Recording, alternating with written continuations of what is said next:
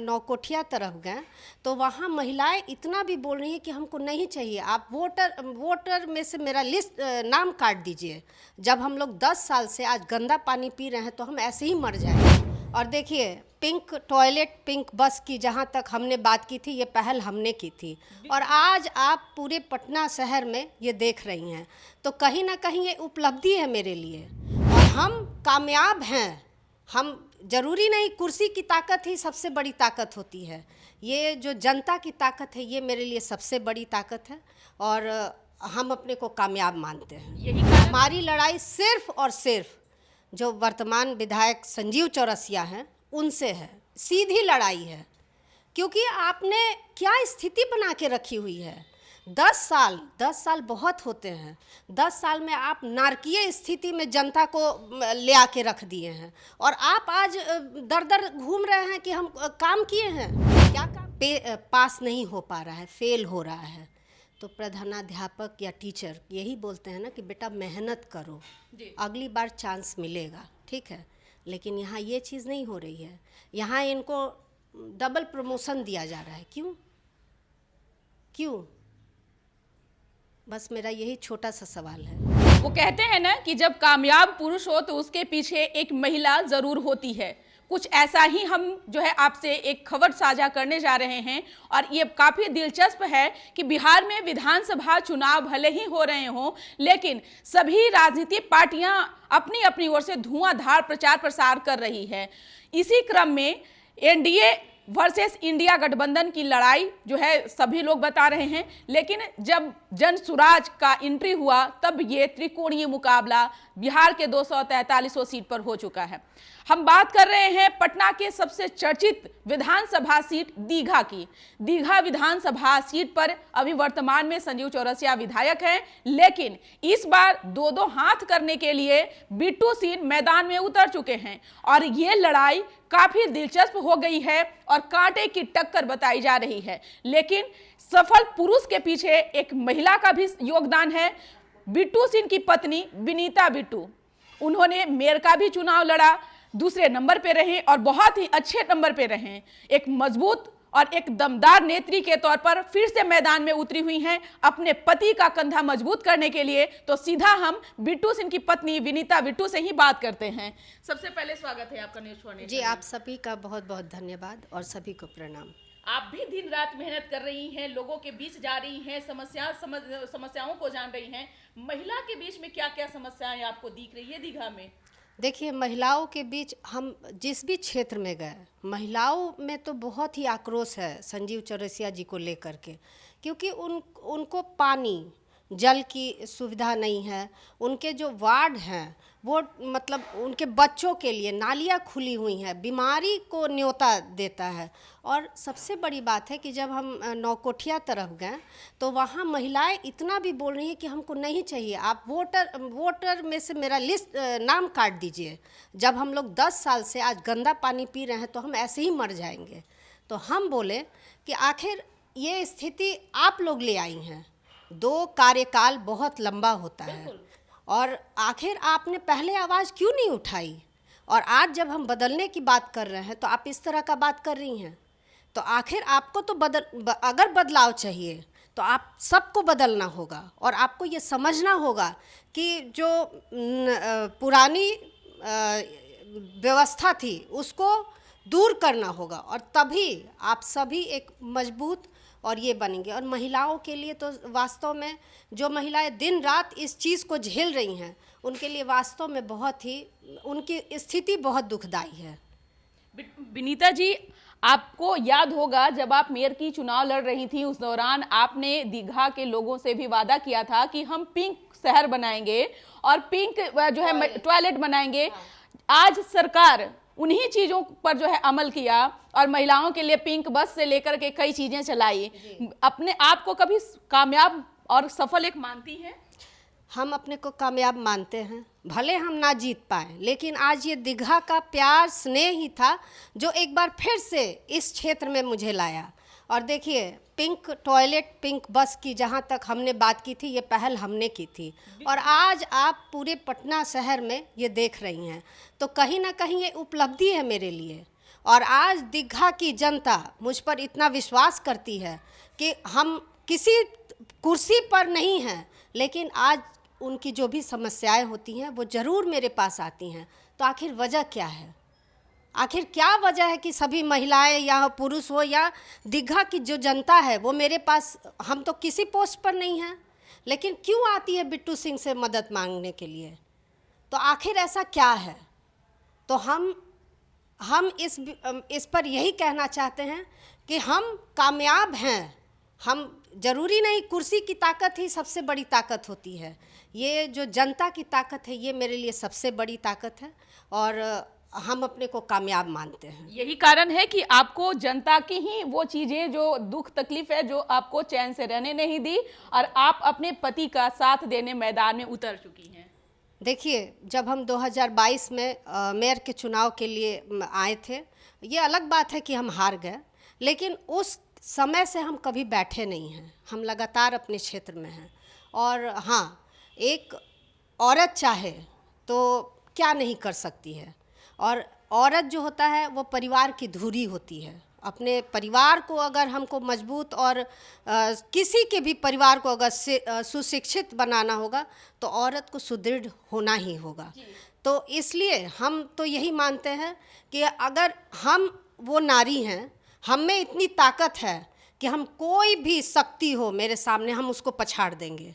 ये मुझ में इतनी आत्मशक्ति है, ये हम दावे के साथ कहते हैं। चाहे आप किसी को भी खड़ा कर दीजिए, लेकिन हम इतना दावे के साथ कहते हैं कि हम हर किसी को हम पछाड़ सकते हैं। यानी कि इस बार बीजेपी की किला का जो है ध्वस्त कर देंगी। महागठबंधन के भी प्रत्याशी हैं जो दिव्या गौतम हैं, उनको भी आप पछाड़ देंगी। वो भी एक महिला है और आप एक ऐसी महिला, दबंग महिला हैं जिससे मुकाबला उनका होगा। देखिए, हम इस बात पर हम थोड़ा ये बोलना चाहेंगे कि हमारी लड़ाई किसी गठबंधन से या बीजेपी, जदयू, राजद किसी से नहीं है।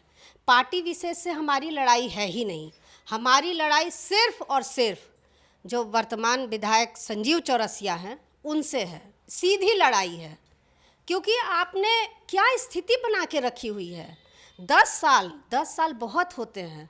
10 साल में आप नारकीय स्थिति में जनता को ले आके रख दिए हैं, और आप आज दर दर घूम रहे हैं कि हम काम किए हैं। क्या काम किए हैं साहब? आप क्या काम किए हैं? और देखिए, इनके मतलब ये हमें तो नहीं कहना चाहिए, ये छोटी मुँह बड़ी बात हो जाती है, लेकिन हम ये कहना चाहेंगे कि आखिर ऐसा क्या है बड़े लोगों में। मान लीजिए आप होंगे राजकुमार, आप हैं राजकुमार, लेकिन सभी कुछ आप ही को तो नहीं चाहिए। आप विकास के नाम पर आप जीरो हैं, और आपको किस बात के लिए आदमी फिर तीसरी बार चुने, क्यों चुने? हम ये पूछना चाहते हैं। हम ये हर लोग से पूछना चाहते हैं जो कि इनके समर्थन में आ रहे हैं। आखिर एक बात बताइए, लखनऊ के मुख्यमंत्री जी को या महाराष्ट्र के या मध्य प्रदेश के या जो हमारे गृह मंत्री जी हैं, उन्हें क्या ये दिखाई नहीं दे रहा है कि इन्होंने कार्य क्या किया है? तो किस बात पर ये लोग इनकी इतने, अब तो सीधा सवाल प्रधानमंत्री और गृह मंत्री से भी कर दी। देखिए, प्रधानमंत्री और गृह मंत्री से इतनी मेरी औकात नहीं है, लेकिन हाँ, हम ये ज़रूर कहना चाहेंगे कि जहाँ विकास की बात हो रही है, भाजपा एक ऐसा गठबंधन है और ऐसी पार्टी है जो हमेशा विकास की बात करती है। हमारे माननीय प्रधानमंत्री जी और जितना हमारे देश को जितना मजबूत किए हैं, जितना सशक्त किए हैं, आज वो मिसाल के तौर पर है। माननीय मुख्यमंत्री जी हमारे लिए मतलब हम उनका बहुत ही इज्जत, बहुत ही सम्मान करते हैं। लेकिन यहाँ की राजनीति, बिहार की राजनीति ऐसी नहीं है। विकास के नाम पर राजनीति होनी चाहिए। दीघा क्षेत्र जो कि सबसे बड़ा क्षेत्र है, लेकिन क्या विकास दिख रहा है कहीं? क्यों नहीं आप जनता से एक बार किए? आपको जनता से सवाल करना चाहिए था। जनता तो पूरे अगेंस्ट में है। अगर सर्वे रिपोर्ट आप उठा के देख लीजिए तो बिट्टू सिंह हमेशा से अव्वल पे रहे हैं। संजीव चौरसिया तो उनके टक्कर में कहीं थे ही नहीं। तो आखिर ये चीज़ क्यों नहीं दिखाई देती है? हम बस एक छोटा सा सवाल करना चाहते हैं और कुछ नहीं। अब हमारी लड़ाई ना प्रधानमंत्री से है, ना गृह मंत्री से है, ना हमारे माननीय मुख्यमंत्री जी से है। ये इन लोगों ने जो कार्य किया, नीतीश कुमार जी ने जो कार्य किया, पटना को जितना विकसित किया उतना शायद मतलब हम बचपन से यहीं पले बढ़े हैं और वाकई हमारे पटना शहर में विकास हुआ है। तो ये हमारे माननीय प्रधानमंत्री, मुख्यमंत्री, इन लोगों की देन है और उनके कार्यों को ये अपना कार्य बता रहे हैं। तो क्या जनता मूर्ख है? जनता मूर्ख है जो उनके कार्यों को आप अपना बता रहे हैं, और जनता मूर्ख है जो सब चीज़ बर्दाश्त करेगी?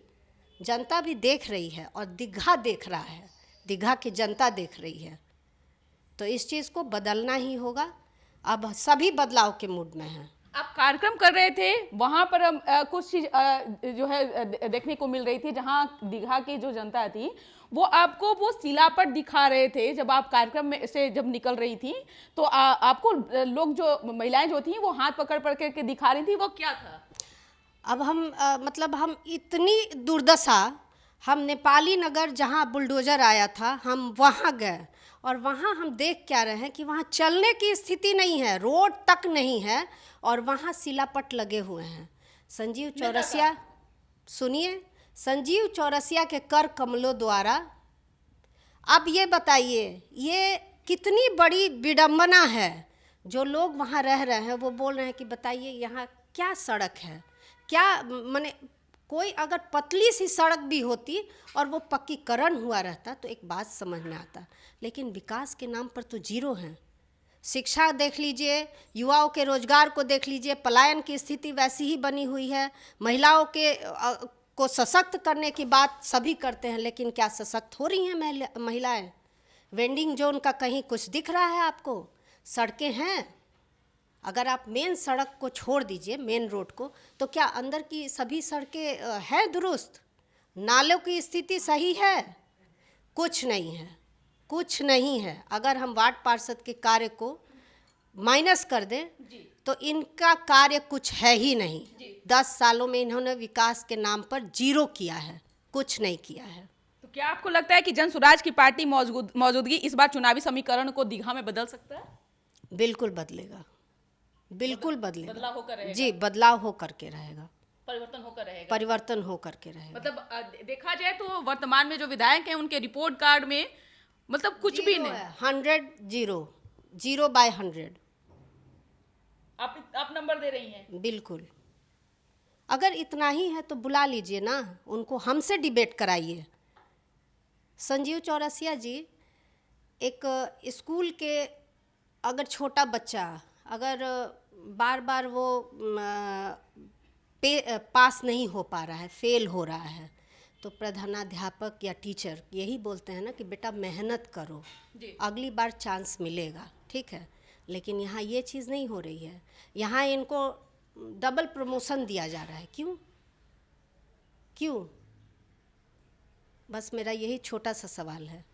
और विकास के नाम पर हमको हमारे क्षेत्र में विकास चाहिए, हमारी जनता को विकास चाहिए। विकास के नाम पर आप लूटने का कार्य मत करिए। ये हम सभी बड़ों माननीय लोगों से मतलब हम एक विनम्र विनती करना चाहते हैं कि विकास की गति को अगर आगे बढ़ाना है तो इस तरह के लोगों को, इस तरह के विधायक को कभी भी आगे लाने का कार्य न करें। बहुत बहुत शुक्रिया बात करने के लिए।